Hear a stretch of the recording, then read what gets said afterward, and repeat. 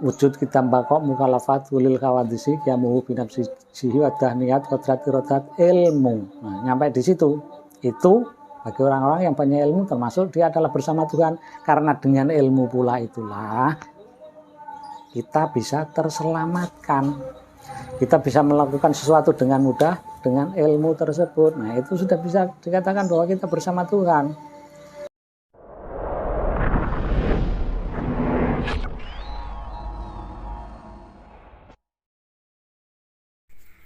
Orang yang bisa menguasai indera keenam itu apakah juga bisa sampai ke alam Tuhan dan bisa melihat wujud Tuhan, Kang? Sebenarnya bisa dikata bisa nyampe. Nah, cuman kadang-kadang kan kitanya itu ragu-ragu. Yang dikatakan Tuhan itu apa dan atau siapa. Nah, karena kalau menurut teori agama Islam kan tidak bisa dibahas, tidak bisa didefinisikan. Karena kalau dalam teori agama Islam kan yang boleh dibahas kan tentang sifat-sifatnya Tuhan. Tentang zat Tuhan kan nggak boleh dibahas. Nah, cuman kalau ancar-ancar secara pribadi, demikian saya memberikan definisi tentang Tuhan, yang sebenarnya Tuhan itu sesuatu yang nggak boleh atau nggak bisa didefinisikan. Kalau didefinisikan ya cenderung simpang siur, sebenarnya begitu. Tapi secara pribadi saya mengatakan gini, Tuhan itu adalah keseluruhan alam ini, keseluruhan alam beserta isinya, ini adalah unsur-unsur Tuhan. Nah, termasuk di dalamnya adalah diakui ataupun tidak, dia bikin manusia kan juga lewat kita, laki-laki dan perempuan. Karena disitulah setelah laki-laki dan perempuan melakukan ritual tertentu, maka di sana terbentuk janin bakal bayi, dan terlahirlah bayi, nongollah manusia baru. Itu namanya kan waktu melakukan ritual di ranjang itu kan bisa dikatakan sebagai proses penciptaan. Diakui ataupun tidak, itu adalah proses penciptaan atau saya pribadi mengatakan ya membantu Tuhan membuat manusia, karena memang begitulah asal usul terjadinya kelahiran atau nongolnya manusia baru. Kalau dulu kan diteorikan bahwa manusia hasilnya dari tanah dan air. Nah, tapi kan sampai sekarang kan nggak pernah lagi Tuhan bikin manusia yang bahannya dari tanah dan air, kecuali secara sanepan atau kiasan bahwa tanah dan air itu sari-sarinya dihisap oleh tanaman, dan tanaman itu kita makan, dan inti sarinya menjadi sel telur dan sperma, yang bila disatukan terjadi yang dikatakan sebagai pembuahan, terus terjadi janin bakal bayi, dan terlahirlah bayi. Prosesnya kan gitu. Nah, termasuk kalau dikatakan sing gawe urip, nah, proses selanjutnya sing gawe urip kan banyak faktor, banyak komponen, termasuk di dalamnya adalah air, ada api, ada udara, ada tanah. Nah, itu pun kalau si anak kecil kan jelas dengan bantuan kita. Jadi secara turun temurun ya kenyataan begitulah proses penciptaan manusia yang berawal dari sebuah ritual si laki-laki dan perempuan tersebut. Saya mengatakan itu sebagai proses penciptaan, awal dari proses penciptaan. Cuma ya belum, karena tadi saya katakan bahwa Tuhan itu adalah seluruh alam semesta beserta isinya. Nah, kalau dua orang tersebut diambil, ditaruh di lapangan, ya nggak bisa itu dikatakan sebagai Tuhan, nggak bisa. Misalnya kalau sebuah sedan, kalau kita ambil kacanya kan nggak bisa dikatakan itu sebagai sedan, atau kita ambil dua rodanya itu nggak bisa dikatakan sebagai sedan. Tapi kalau sudah digabung komplit, ada karet, ada pelat, ada zat cair. Nah, itu kalau keseluruhan sudah digabung terus berwujud kendaraan itu, lah itu baru bisa dikatakan sebagai sedan. Jadi kalau diperotol setir itu atau jok itu kan nggak bisa dikatakan sebagai sedan toh. Begitu pula kita. Kalau misalnya di sana laki-laki dan perempuan diambil taruh lapangan kan nggak bisa dikatakan itu sebagai Tuhan. Karena dia adalah keseluruhan dari alam semesta ini beserta seluruh isinya.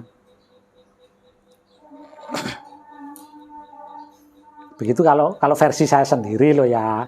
Ini kan versi saya sendiri gitu. Karena kalau aku nggak memberikan keputusan begitu pada hatiku, maka hatiku selalu protes, selalu berontak. Itu masalahnya. Oh, iya Kang. Nah, terus apakah menurut Kang Nyoto Tuhan itu bisa dilihat dengan mata zahir kita, Kang? Menurut versiku pribadi bisa. Dengan mata telanjang bisa. Karena penampakan dia adalah merupakan perwujudan dari segala sesuatu. Itu dia. Menurut versiku gitu. Jadi baik itu bisa yang bisa dilihat mata atau enggak bisa dilihat mata seperti angin, itu semuanya adalah unsur-unsur dia.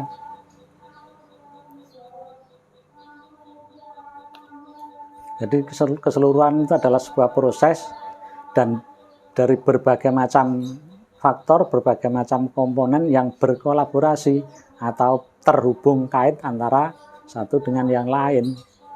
Itu nyata bisa kita lihat dengan mata telanjang pun. Nah, cuman kadang-kadang kita itu heran, kita itu tahu, tapi nggak tahu bahwa sebenarnya kita tahu. Nah, itu masalahnya adalah kita terkecoh oleh teori yang lain, oleh teori-teori yang lain. Bukan itu bukan dia gitu, masalahnya itu. Padahal kita tahu sebenarnya, bahwa itulah itu. Nah gitu, itulah itu. Cuma kita ragu memahami itu kan karena itu tadi terkecoh dengan teori-teori yang lain. Pengetahuan tentang Tuhan sendiri itu Kang Nyoto memperolehnya dari baca buku atau dari dalam diri sendiri, Kang? Nah, itu dulu juga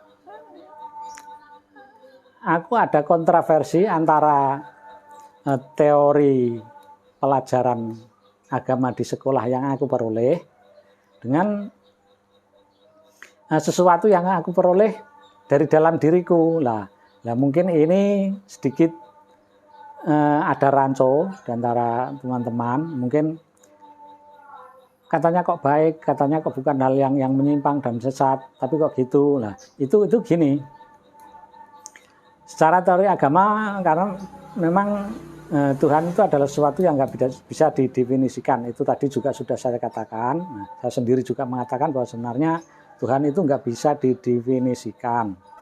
Tapi kan karena kita melihat alam kenyataan dan menggabungkan, mempertimbangkan beberapa teori dari agama, termasuk kemanapun kau menghadap di situ wajah Tuhanmu kau jumpai, itu pun adalah juga cuplikan Quran ya.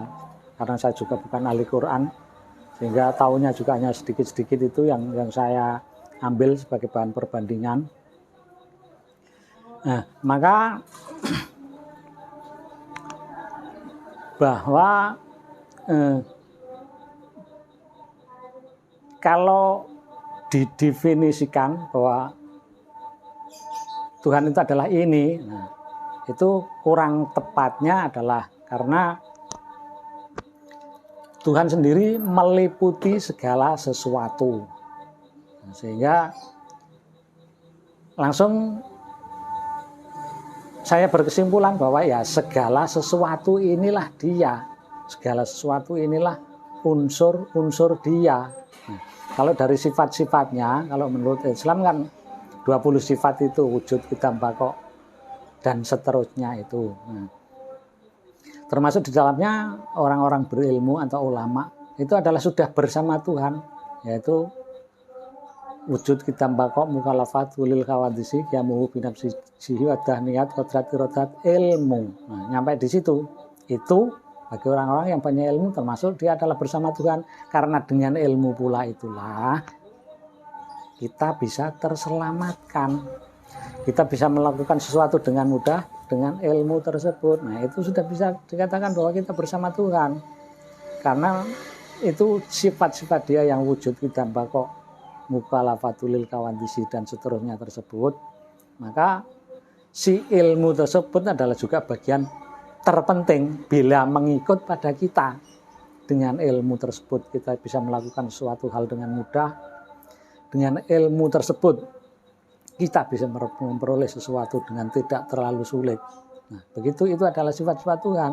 Nah, kalau kita bisa menguasai itu, maka bisa dikatakan kita juga bersama Tuhan.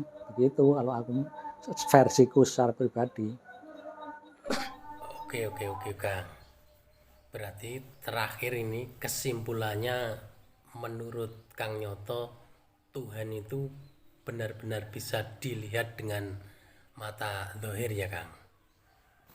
Iya, menurut versiku gitu.